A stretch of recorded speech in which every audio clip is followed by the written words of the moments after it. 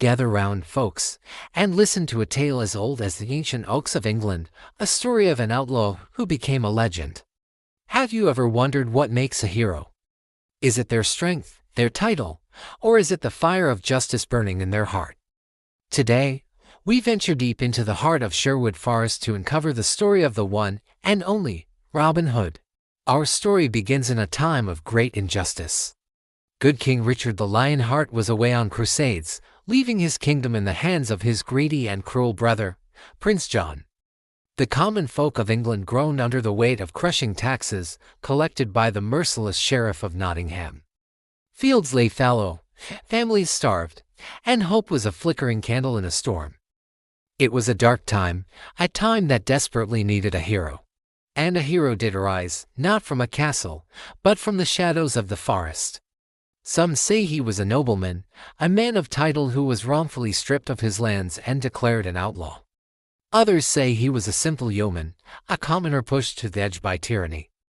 Whatever his origins, he was known by one name, Robin Hood. Clad in Lincoln green, with a longbow in his hand and a mischievous glint in his eye, he made Sherwood Forest his fortress and his home. But Robin Hood wasn't alone. Soon, others who had suffered at the hands of the sheriff flocked to his side. There was the giant of a man with a heart of gold, Little John, who famously bested Robin on a log bridge before becoming his most loyal friend. There was the jolly, rotund Friar Tuck, a man of the cloth who loved a good feast as much as he loved helping the poor. And of course, the brave and fearless Will Scarlet, and the minstrel Allan a Dale, whose songs would carry their legends across the land. Together, they became the Merry Men. The Merry Men lived by a simple, yet powerful code: rob from the rich and give to the poor. They weren't just thieves, they were agents of justice. One day, a fat, wealthy abbot would be traveling through the forest, his purse heavy with gold taxed from the poor. The next moment, a horn would sound, and Robin and his men would emerge from the trees. After a clever bout of archery or a witty exchange, the abbot would leave with a much lighter purse and a story to tell. And where did that gold go? It didn't line Robin's pockets. It was distributed amongst the struggling villagers. A widow would find a bag of coins on her doorstep, enough to feed her children for a month. A farmer on the brink of losing his land would be given the means to pay off his debts. For the oppressed people of Nottinghamshire, the sound of Robin Hood's horn was not a threat, but a promise of hope. Of course, the Sheriff of Nottingham was furious. He saw Robin Hood not as a hero, but as a thorn in his side, a challenge to his authority. He set countless traps. He organized archery contests with golden arrows as prizes, hoping to lure Robin out of hiding. In one famous tale, Robin, disguised as a potter, boldly entered Nottingham itself. He outsmarted the sheriff at every turn, even dining with him before making a daring escape, leaving the sheriff red-faced with rage and looking utterly foolish. These contests of wit and skill between Robin and the sheriff became the stuff of legend. Each failure only fueled the sheriff's obsession. While each victory solidified Robin's status as a champion of the people, he was more than just an archer. He was a symbol that even in the darkest of times, courage and cleverness could triumph over tyranny. And what's a hero's tale without a touch of romance? Robin Hood's heart belonged to the beautiful and spirited Maid Marian.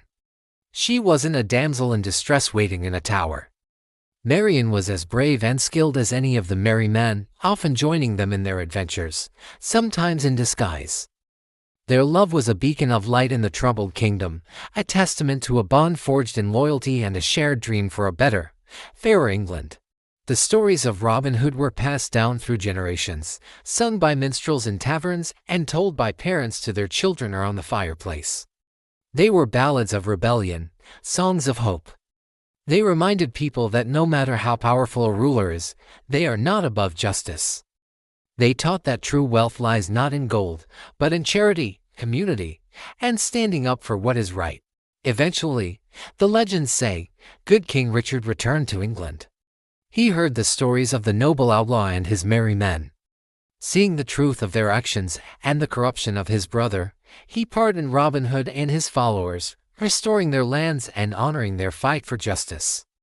The reign of terror was over, and a new era of fairness began to dawn. So, the legend of Robin Hood isn't just a simple adventure story.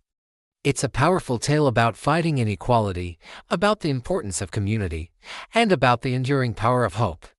He is the ultimate folk hero, a reminder that one person, armed with courage and conviction, can indeed change the world. The spirit of Sherwood Forest lives on, inspiring us to stand up for the less fortunate and to always fight for what is right. Thank you so much for joining me on this journey into the heart of English folklore.